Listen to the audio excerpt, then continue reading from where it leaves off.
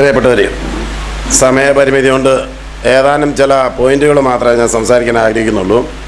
വിശദീകരിക്കുക എന്ന് പറയുന്നത് അസാധ്യമായ ഒരു കാര്യമാണ്, നിങ്ങൾക്ക് എല്ലാവർക്കും അറിയാം.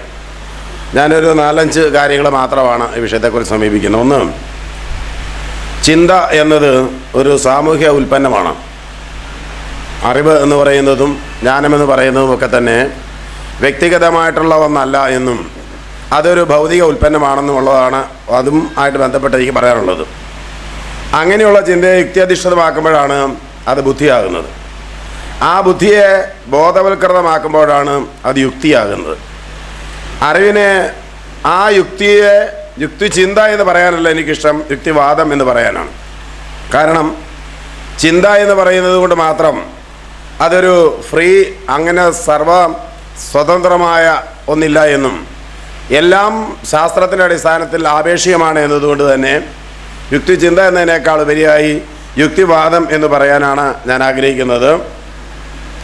ആ യുക്തിവാദത്തിന് ഒരു പ്രത്യേക തത്വശാസ്ത്രമുണ്ട് എന്നാണ് എനിക്ക് അതേക്കുറിച്ച് പറയാനുള്ളത്. ആ തത്വശാസ്ത്രം എന്താണ് എന്ന് എൻ്റെ അവസാനത്തിൽ ഞാൻ പറയുന്നതായിരിക്കും. യുക്തിവാദത്തിൻ്റെ തത്വശാസ്ത്രം എന്താണെന്ന്. എന്താണ് തത്വശാസ്ത്രം എന്നതിനെ സംബന്ധിച്ച് വിശദീകരിക്കാൻ നമുക്ക് നേരമില്ല. എന്നാൽ പ്രപഞ്ചത്തിലെ എല്ലാറ്റിൻ്റെയും കാരണങ്ങളെക്കുറിച്ച്, അതിൻ്റെ നിയമങ്ങളെ സംബന്ധിച്ച് വിശദീകരിക്കുന്ന എന്താണോ അതിനെയാണ് തത്വശാസ്ത്രം അല്ലെങ്കിൽ ഫിലോസഫി എന്ന് പറയുന്നത്. ആ ഫിലോസഫിക്ക് 2 ലക്ഷ്യമുണ്ട്. ഒന്ന്, ലോകഘടനയുടെ സൈദ്ധാന്തിക തിരിച്ചറിവ്, ലോകത്തിൻ്റെ വ്യവസ്ഥയെ സംബന്ധിക്കുന്ന, അതിൻ്റെ ഘടനയെ സംബന്ധിക്കുന്ന സൈദ്ധാന്തികമായൊരു വിശദീകരണം. അതുപോലെ ജീവിതത്തെ എങ്ങനെ ശ്രേഷ്ഠകരമാക്കി തീർക്കാമെന്നതിനെ സംബന്ധിച്ചുള്ള കാഴ്ചപ്പാട്. ഈ 2 കാഴ്ചപ്പാട് ലക്ഷ്യങ്ങളാണ് തത്വശാസ്ത്രം ലക്ഷ്യമാക്കുന്നതെങ്കിൽ, തത്വശാസ്ത്രത്തിൻ്റെ കാഴ്ചപ്പാടെങ്കിൽ, ഈ തത്വശാസ്ത്രം എന്ന് പറയുന്നത് ശാസ്ത്രത്തിന് കഴിയാത്ത കാര്യങ്ങളെ പോലും വിശദീകരിക്കാൻ കഴിയുന്നതാണ് എന്നാണ് ബർട്രാൻഡ് റസൽ, നമ്മുടെ ഒക്കെ ആചാര്യൻ എന്നൊക്കെ പറയാവുന്ന ബർട്രാൻഡ് റസൽ പറഞ്ഞിരിക്കുന്നത്. ശാസ്ത്രത്തിന് വിശദീകരിക്കാൻ കഴിയാത്തതെന്തോ അത് തത്വശാസ്ത്രത്തിന് വിശദീകരിക്കാൻ കഴിയും എന്നാണ്. അതുകൊണ്ട് ഞാൻ പറയുന്നത് തത്വശാസ്ത്രം അധികം ശാസ്ത്രം സമം യുക്തിവാദം എന്നതാണ് എന്നെ സംബന്ധിച്ചുള്ള ഒരു കാഴ്ചപ്പാടല്ല. യുക്തിവാദി സംഘത്തെ സംബന്ധിച്ച്, കേരള യുക്തിവാദ സംഘത്തെ സംബന്ധിച്ചുള്ള കാഴ്ചപ്പാടെന്ന് പറയുന്നത് അത് ശാസ്ത്രം മാത്രമായിട്ടുള്ളതോ തത്വശാസ്ത്രം മാത്രമായിട്ടുള്ളതല്ല. തത്വശാസ്ത്രവും ശാസ്ത്രവും ചേരുമ്പോഴാണ് യുക്തിവാദം ഉണ്ടാകുന്നത്. കാരണം ആധുനിക ശാസ്ത്രത്തിന് 500 വർഷത്തിന് പഴക്കമാണുള്ളതെങ്കിൽ തത്വശാസ്ത്രത്തിന് 3000 വർഷത്തിലേറെ പഴക്കമുണ്ട്. ഇതാണ് എനിക്ക് രണ്ടാമത് പറയാനുള്ളൊരു കാര്യം. മൂന്നാമത്, യുക്തിവാദം എന്ന് പറയുന്ന നമ്മുടെ ദർശനത്തിൻ്റെ ഒരു ചരിത്ര വികാസത്തെ സംബന്ധിച്ചുള്ള അറിവ് എന്തുകൊണ്ട് യുക്തിചിന്ത ആളുകൾ പരിഗണിക്കുന്നില്ല എന്നതിനെ സംബന്ധിച്ച് പറയുമ്പോൾ, പ്രശ്നങ്ങളെ ചരിത്രപരമായി കാണുന്ന ഒരു നിലപാട് എന്ന നിലയിൽ യുക്തിവാദം ഒരു സാമൂഹിക പ്രസ്ഥാനമായി രൂപം കൊള്ളുന്നത് യൂറോപ്പിലാണ്. യൂറോപ്പിലെ ഡാർക്ക് ഏജസിനെ കുറിച്ച് നിങ്ങൾക്കെല്ലാം അറിയാം.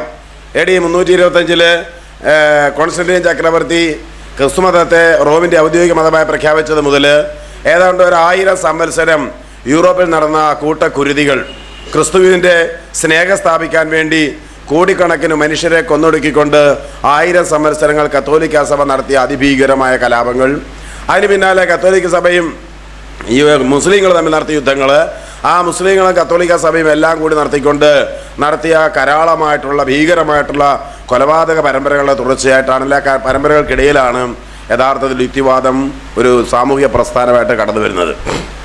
അതിൻ്റെ ആദ്യ രൂപം എന്ന് പറയുന്നത് എൻലൈറ്റൻമെൻ്റ് എന്നായിരുന്നു.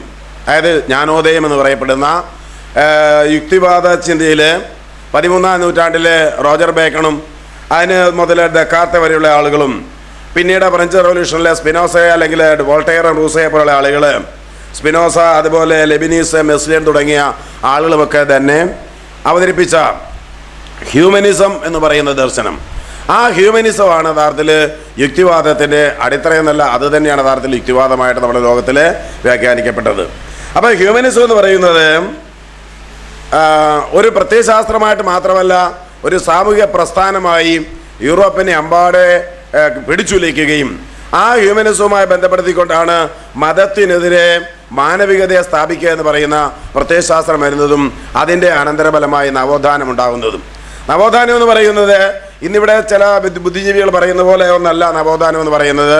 മറിച്ച് മതത്തെ പൂർണ്ണമായും തിരസ്കരിച്ചുകൊണ്ട് മതത്തിന് പകരം മാനവികതയെ സ്ഥാപിക്കുക എന്ന് പറയുന്ന സമൂലമായിട്ടുള്ള അഴിച്ചുപണിയാണ് നവോത്ഥാനം എന്ന് പറയുന്നത്. ഇവിടെ പല ആളും പറയുന്നത് നവോത്ഥാനത്തെയും നവീകരണത്തെയും ഒക്കെ കൂട്ടിക്കുഴച്ചുകൊണ്ടാണ് പറയാറുള്ളത്. ഈ നവോത്ഥാനത്തിന് അടിത്തറയായി പ്രവർത്തിച്ചത് എൻലൈറ്റൻമെൻറ്റ്, തൊട്ട് പിന്നാലെ വന്ന ഏജ് ഓഫ് റീസൺ, അതൊട്ട് പിന്നാലെ ഹ്യൂമനിസം, ആ ഹ്യൂമനിസം തൊട്ട് പിന്നാലെ വരുന്ന ജനാധിപത്യത്തിന് തൊട്ട് പിന്നാലെ വരുന്ന സെക്യുലറിസം തുടങ്ങിയിട്ടുള്ള സാമൂഹിക രാഷ്ട്രീയ പ്രത്യയശാസ്ത്രങ്ങളാണ് യുക്തിവാദത്തിൻ്റെ പ്രത്യയശാസ്ത്രങ്ങളിലൂടെയാണ് യുക്തിവാദം ലോകത്തിന് സ്വീകാര്യമായിട്ട് മാറുന്നതും അഥവാ ലോകത്തിൻ്റെ മാനവികതയായി യുക്തിവാദം അവതരിക്കപ്പെടുന്നതും അങ്ങനെയാണ്. ഇന്ത്യയിലാണെങ്കിൽ വളരെ സ്വാഭാവികമായി ഇന്ത്യയിലെ ആ വൈദിക മതത്തിൻ്റെ ഭീകരമായ കാലഘട്ടങ്ങളിലാണ് ഇന്ത്യയിൽ ബുദ്ധമതവും ജൈനമതവും ഉണ്ടാകുന്നത്. ഇന്ത്യയിലെ നവദർശനങ്ങളിൽ 6 ദർശനങ്ങളും നാസ്തികമാണ് എന്ന് നമുക്ക് എല്ലാവർക്കും അറിയാം. അങ്ങനെയുള്ള ഇന്ത്യ ചരിത്രത്തിലും ഈ പറയുന്ന ഭൗതികവാദത്തിൻ്റെ യുക്തിവാദത്തിൻ്റെ വലിയ പ്രചാരമുണ്ട്. രാമായണത്തിലും ഭാരതത്തിലുമൊക്കെ തന്നെ അതിൻ്റെ നിരവധി കഥകൾ നമ്മുടെ മുന്നിൽ അവതരിപ്പിക്കപ്പെടുന്നുണ്ട്. കേരളത്തിലാണെങ്കിൽ കേരളത്തിൻ്റെ ചരിത്രത്തിലെ നവോത്ഥാനം എന്ന് പറയുന്നത് വളരെ സ്വാഭാവികമായി യുക്തിചിന്തയുമായി ബന്ധപ്പെട്ടുകൊണ്ട് യുക്തിവാദവുമായി ബന്ധപ്പെട്ടുകൊണ്ട് ഉയർത്തിക്കൊണ്ടുവന്ന നാരായണ ഗുരുവിനെ തിരുത്തിക്കൊണ്ട് ജാതി വേണ്ട, മതം വേണ്ട, ദൈവം വേണ്ട എന്ന് പറഞ്ഞ അയ്യപ്പനിലൂടെയാണ് യഥാർത്ഥത്തിൽ കേരളത്തിൻ്റെ നവോത്ഥാനം ആരംഭിക്കുന്നത്. ആ നവോത്ഥാനത്തിൻ്റെ പാരമ്പര്യമാണ് നമ്മൾ ഇന്ന് അവകാശപ്പെടുന്നതും. എന്നാൽ ഇനി അടുത്തതിൻ്റെ കാര്യം, എവിടെയാണ് യുക്തിവാദം അട്ടിമറിക്കപ്പെട്ടത്? എവിടെയാണ് യുക്തിവാദത്തിൻ്റെ കാഴ്ചപ്പാടുകൾ നാളിൽ അകന്നുപോയത്? വളരെ ലളിതമായി ഞാൻ ചുരുക്കി പറയുകയാണെങ്കിൽ 57 കേരളത്തിലെ മന്ത്രിസഭ എന്ന് പറയുന്നത് കേരളത്തിലെ നവോത്ഥാന പ്രസ്ഥാനങ്ങളുടെ ദാനമായിരുന്നു. പക്ഷേ ആ നവോത്ഥാന പ്രസ്ഥാനങ്ങൾ വളരെ പെട്ടെന്ന് തന്നെ 59 വിമോചന സമരത്തോടുകൂടി ആ നവോത്ഥാന കാഴ്ചപ്പാടുകൾ, സാമൂഹിക കാഴ്ചപ്പാടുകളെല്ലാം പൂർണ്ണമായും അട്ടിമറിക്കപ്പെടുകയും ജനാധിപത്യത്തിന് മേൽ മതാധിപത്യത്തിന് ചോര വീഴുകയും ചെയ്ത ചരിത്രമാണ് 59 വിമോചന സമരം. ആ വിമോചന സമരത്തിന് തൊട്ടു പിന്നാലെ 67 ആകുമ്പോൾ ഇതേ ഇടത് ശക്തികൾ വിമോചന സമരം നടത്തിയ അതേ ശക്തികളുമായി തന്നെ സന്ധി ചെയ്യുകയും അങ്ങനെ മതാധിപത്യത്തെ പൂർണ്ണമായി അംഗീകരിക്കുകയും ചെയ്തുകൊണ്ട് ഇടതുപക്ഷം എന്ന് പറയുന്നത് ഇടതുപക്ഷം അല്ലാതായ കാലഘട്ടത്തിലാണ്, അല്ലാതായതോടു കൂടിയാണ് ഈ യുക്തിവാദത്തെ ഇവിടെ പുരോഗമനകാരികൾക്ക് വേണ്ടതായിട്ട് വന്നത്.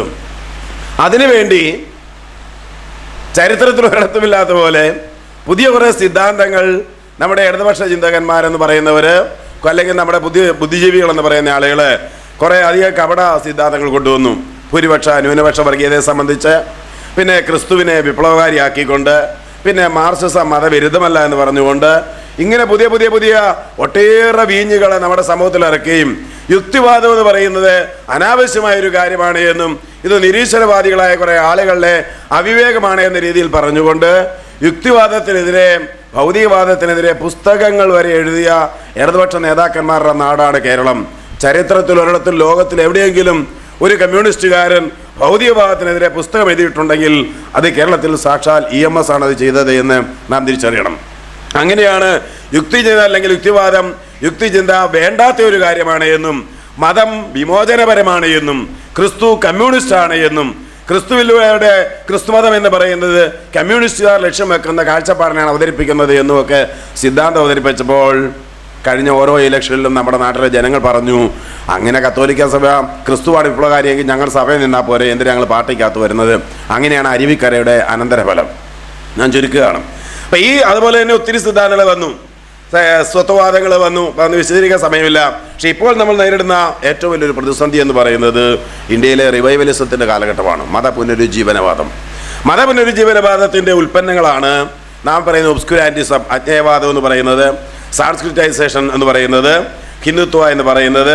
ഇതിൻ്റെ എല്ലാം ഭാഗമായിട്ടാണ് യഥാർത്ഥത്തിൽ നാം ഇന്ന് കാണുന്ന അന്ധവിശ്വാസങ്ങൾ കടന്നു വരുന്നതും പുതിയ ആചാരങ്ങളെ സ്ഥാപിക്കാൻ ശ്രമിക്കുന്നതും. എന്തിന് യോഗ പോലെയുള്ള ഗോഷ്ഠികൾ ഇന്ന് ഇടതുപക്ഷം എന്ന് പറയുന്ന ആളുകൾ അത്തരം ഗോഷ്ഠികളിലേക്ക് കടന്നു പോകേണ്ടി വരുന്ന അവസ്ഥയൊക്കെ സംജാതമാകുന്നത് ഈ മതപുനരുജ്ജീവനവാദത്തിൻ്റെ ഭാഗമായിട്ട് തന്നെയാണ്. അതായത് ഒബ്സ്ക്യുരാന്റിസം എന്ന് പറയുന്നത് അജ്ഞേയവാദത്തിൻ്റെ ഭാഗമായിട്ടാണ് ജോത്സ്യം അടക്കമുള്ള മുഴുവനെയും. ഇതൊന്നും ഒരു ഇന്ത്യ പോലെയുള്ള കേരളം പോലെയുള്ള പ്രദേശത്ത് കേവലമായ 1-2 ആളുകൾ ചെയ്യുന്ന കാര്യമല്ല. അന്താരാഷ്ട്ര തലത്തിൽ നടക്കുന്ന ആഗോളവൽക്കരണത്തിൻ്റെയും ഉദാരവൽക്കരണത്തിൻ്റെയും ഭാഗമായി അന്താരാഷ്ട്ര തലങ്ങളിലെ ഗൂഢാലോചനയും വിദേശ പണത്തിൻ്റെയും രാഷ്ട്രീയ ഇടപെടലിൻ്റെയും ഭാഗമായി ആണ് ഇത്തരം കാര്യങ്ങൾ വരുന്നത്. അതിനെ സാങ്കേതിക ഭാഷയിൽ പറഞ്ഞാൽ ഐഡിയലൈസേഷൻ അല്ലെങ്കിൽ പൊളിറ്റിസേഷൻ എന്ന് പറയും. ഇത് വിശദീകരിക്കാൻ സമയമില്ല. അപരാഷ്ട്രീയവൽക്കരണമെന്നും അല്ലെങ്കിൽ സൈദ്ധാന്തിക വിമോചനം എന്നൊക്കെ നമുക്ക് മലയാളത്തിനെ പറയാം. എന്ന് പറഞ്ഞാൽ നമ്മുടെ എല്ലാ സിദ്ധാന്തങ്ങളുടെ കാലമെല്ലാം കഴിഞ്ഞു പോയിരിക്കുന്നു, രാഷ്ട്രീയത്തിൻ്റെ കാലം അപ്രസക്തമായിരിക്കുന്നു എന്നൊക്കെ പറയുന്ന ആധുനിക വിദേശ പണത്തിൻ്റെ, ആധുനിക ബുദ്ധിജീവിത്വത്തിൻ്റെ, ആധുനിക സ്വത്വവാദത്തിൻ്റെ, ആധുനിക NGO രാഷ്ട്രീയത്തിൻ്റെയൊക്കെ പ്രശ്നങ്ങളാണ് യഥാർത്ഥത്തിൽ മതത്തെ യുക്തിവാദ സമൂഹത്തിന് മുകളിലായിട്ട് സ്ഥാപിച്ചുകൊണ്ടുള്ള ഇത്തരം കലാപരിപാടികൾ അവതരിപ്പിക്കപ്പെട്ടത്. ആ കലാപരിപാടികൾക്കിരയായി കേരളത്തിൻ്റെ യുക്തിവാദം മാറുകയും കേരളത്തിൻ്റെ പുരോഗമന ചിന്ത മാറുകയും പുരോഗമനകാരികളെന്ന് സ്വയം അവകാശപ്പെടുന്ന ആളുകളൊക്കെ തന്നെ പുരോഗമനകാരികളല്ലാതെ വലതുപക്ഷത്തെക്കാളും വലിയ വലതുപക്ഷമായി മാറുകയും ചെയ്യുന്ന കാഴ്ച നമ്മൾ കണ്ടുകൊണ്ടിരുന്നത്. എങ്ങനെയാണ്, ഞാനൊരു കാര്യം പറഞ്ഞിട്ട് അവസാനിപ്പിക്കുകയാണ്, എങ്ങനെയാണ് നവോത്ഥാനത്തെ നമുക്ക് പിന്തുടരാൻ കഴിയുക? എങ്ങനെയാണ് യുക്തിവാദത്തെ തിരിച്ചുപിടിക്കാൻ? യുക്തിവാദം തിരിച്ചുപിടിക്കാറോ യുക്തിവാദം പോയിട്ടുണ്ടെന്ന അർത്ഥത്തിലല്ല. യുക്തിവാദം എന്ന് മാത്രമല്ല, മതമില്ലാത്ത മനുഷ്യരുടെ എണ്ണം കേരളത്തിൽ പെരുകിക്കൊണ്ടിരിക്കുന്നു എന്നുള്ളൊരു യാഥാർത്ഥ്യം നമ്മുടെ മുന്നിലുണ്ട്. കേരള യുക്തിവാദി സംഘം കഴിഞ്ഞ 5-6 വർഷമായിട്ട് മതമില്ലാത്ത ജീവൻ അവാർഡ് പ്രഖ്യാപിക്കുന്നുണ്ട്. ഓരോ വർഷവും മതമില്ലാത്ത ജീവൻ അവാർഡ് മേടിക്കുന്ന കുട്ടികളുടെ എണ്ണം കൂടി വരുന്നു എന്ന് പറഞ്ഞാൽ അതിൻ്റെ അർത്ഥം മതമില്ലാത്തൊരു പുതിയ തലമുറ കേരളത്തിൽ വളർന്നു വരുന്നുണ്ട് എന്നാണ്. പക്ഷേ നമ്മെ സംബന്ധിച്ചപ്പോൾ യുക്തിവാദത്തെ എന്തുകൊണ്ട് പുരോഗമനകാരികൾ അല്ലെ ഇടതുപക്ഷങ്ങൾ പ്രോത്സാഹിപ്പിക്കുന്നില്ല, എന്തുകൊണ്ട് തമസ്കരിക്കുന്നു എന്ന് ചോദിച്ചാൽ ഇവിടെ അങ്ങനെ ഒരു ഇടതുപക്ഷം ഇല്ലാതായിരിക്കുന്നു എന്നുള്ളതാണ് എൻ്റെ ഒന്നാമതായിട്ട് എനിക്ക് പറയാനുള്ളൊരു കാര്യം. ജനാധിപത്യം പോലും മതവൽക്കരിക്കപ്പെടുകയും മതനിരപേക്ഷത എന്ന് പറയുന്നത് എല്ലാ മതങ്ങളെയും തുല്യമായി വ്യാഖ്യാനിക്കലാണെന്നൊക്കെ പറഞ്ഞുകൊണ്ടുള്ള കപട ചിന്താവാദങ്ങളും സ്വത്വവാദങ്ങളുമൊക്കെ വിദേശ പണത്തിലൂടെ ഒഴുകിയെത്തുന്ന മത തീവ്രവാദം, മതഭീകരവാദത്തെയൊക്കെ കണ്ടില്ല എന്ന് നടിക്കാനും ഉള്ള ഒരു ബോധത്തിലേക്ക് നമ്മൾ എത്തപ്പെട്ടിരിക്കുന്നു എന്നുള്ളതാണ്. അതുപോലെ തന്നെ മതത്തിനെതിരായ സമരം, ഇപ്പം എനിക്ക് ഖേദപൂർവ്വം ഒരു കാര്യം ചൂണ്ടിക്കാണിച്ചുകൊണ്ട് അവസാനിപ്പിക്കുകയാണ്. ഇപ്പം നമ്മുടെ ഈ പരിപാടിയിൽ പോലും, ഈ യുക്തിവാദ പഠന കേന്ദ്രത്തിൻ്റെ ഈ 2 ദിവസത്തെ പരിപാടിയിൽ പോലും ആ നോട്ടീസ് എടുത്ത് നോക്കിയാൽ മതഭീകരതയെക്കുറിച്ചൊരു ക്ലാസ്സില്ല, ജാതി വ്യവസ്ഥയിലെ ജാതി ഭീകരതയെക്കുറിച്ച് പ്രശ്നമില്ല. യഥാർത്ഥത്തിൽ ഇന്ത്യ നേരിടുന്ന ഏറ്റവും വലിയ പ്രശ്നങ്ങളിൽ ഒന്ന്, ഇന്ത്യ നേരിടുന്ന ഏറ്റവും വലിയ പ്രശ്നം ജാതിയുമായി ബന്ധപ്പെട്ടതാണ്. ഇന്ത്യയുടെ സമസ്തമായ സാമൂഹിക, സാമ്പത്തിക, സാംസ്കാരിക മണ്ഡലങ്ങൾ പരിശോധിച്ചാൽ ഇന്ത്യൻ ജാതി വ്യവസ്ഥയെ, ഇന്ത്യയിലെ ജനങ്ങളെ എത്ര ഭീകരമായി, അതായത് 80% വരുന്ന ഇന്ത്യൻ ജനതയെ എത്ര ഭീകരമായി അടിച്ചമർത്തിക്കൊണ്ടിരിക്കുന്നു എന്നുള്ളതിൻ്റെ തെളിവ് നിങ്ങൾ കാണാൻ കഴിയും. പക്ഷെ അതേക്കുറിച്ച് ഇന്ന് ചർച്ച ചെയ്യാൻ ആരാണുള്ളത്? അത് വോട്ടിൻ്റെ ഒരു ഉപാധിയാക്കി മാറ്റുന്ന രാഷ്ട്രീയക്കാർക്ക് അത് ചെയ്യാൻ കഴിയില്ല. യുക്തിവാദികൾക്ക് മാത്രമേ അത്തരം മേഖലയിൽ കടന്നു കയറാൻ കഴിയുള്ളൂ എന്നുള്ള ചരിത്രം തെളിയിച്ചിട്ടുള്ള കാര്യമാണ്. ജാതിക്കെതിരായ മുന്നേറ്റങ്ങൾ കേരളത്തിൽ ഉണ്ടായിട്ടുണ്ടെങ്കിൽ അത് യുക്തിവാദ പ്രസ്ഥാനത്തിൻ്റെ ഭാഗമായിട്ടുണ്ടായിട്ടുള്ളതാണ്. അതിനെ പിന്നീട് വന്നവർ ഏറ്റെടുത്തിട്ടുണ്ടായിരിക്കാം, ഞാൻ വിശദാംശങ്ങളിലേക്ക് പോകുന്നില്ല. എന്തായാലും ഇതിൽ ജാതിക്കെതിരായുള്ള സമരം, മതഭീകരവാദത്തിനെതിരായി, മതപുനരുജ്ജീവനവാദത്തിനെതിരായുള്ള സമരം, മതതീവ്രവാദത്തിനെതിരായ സമരം, മതനിരപേക്ഷതയുടെ പക്ഷത്തുനിന്ന് ജനാധിപത്യത്തെ കാണാൻ കഴിയുമെങ്കിലും മതം വേണ്ട എന്ന് പറയുന്ന ഒരു പ്രത്യയശാസ്ത്രത്തിലേക്ക്, മതങ്ങൾ മണ്ണടിയട്ടെ, മനുഷ്യർ നന്നാകട്ടെ എന്ന് പറയുന്ന ഒരു കാഴ്ചപ്പാടിനെ അവതരിപ്പിച്ചുകൊണ്ട് യുക്തിവാദത്തിന് മുന്നേറാൻ കഴിയുമെന്ന കാര്യത്തിൽ എനിക്ക് യാതൊരു നിരാശയുള്ള ആളല്ല. മറിച്ച് എല്ലാ കാര്യം ശുഭാപ്തി വിശ്വാസം. കാരണം കേരളത്തിലെ ചരിത്രം കൂടെ പറയുന്നതാണ്. ഇവിടെ ഓരോരുത്തരും വോട്ട് ബാങ്കുകളെ ലക്ഷ്യമാക്കിക്കൊണ്ട് യുക്തിവാദത്തെ തള്ളിപ്പറയാൻ ശ്രമിക്കുമ്പോഴും പൊതുജനം ഇത് കാണുന്നില്ല, പൊതുജനം നമ്മെ അംഗീകരിക്കുന്നുണ്ട് എന്നുള്ളൊരു യാഥാർത്ഥ്യമാണ്. പക്ഷേ ഒരു കാര്യം, യുക്തിവാദം എന്ന് പറയുന്നതും മാർക്സിസം എന്ന് പറയുന്നതും ഏത് സിദ്ധാന്തവും വാചകം അടിക്കാൻ വേണ്ടി മാത്രമുള്ളതല്ല, അതൊരു ജീവിതചര്യയാണ്. അതൊരു ജീവിതചര്യയാണ്. യുക്തിവാദം എന്ന് പറഞ്ഞാലും മാർക്സിസം എന്ന് പറഞ്ഞാലും അതൊരു ജീവിതചര്യയാണ്.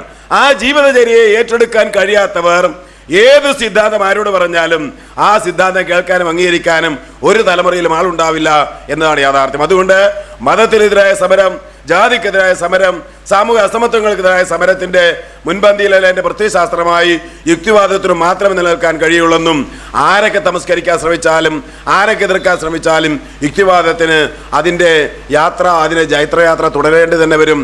ചരിത്രം, അത് ഇന്ത്യയുടെ ചരിത്രം, കേരളത്തിൻ്റെ ചരിത്രം, യൂറോപ്പിൻ്റെ ചരിത്രമൊക്കെ സാക്ഷ്യപ്പെടുത്തുന്ന അതാണ്. അതുകൊണ്ട് എനിക്ക് വളരെ പ്രതീക്ഷയുണ്ട്. പ്രതീക്ഷാ നിർഭരരാണ്. നന്ദി.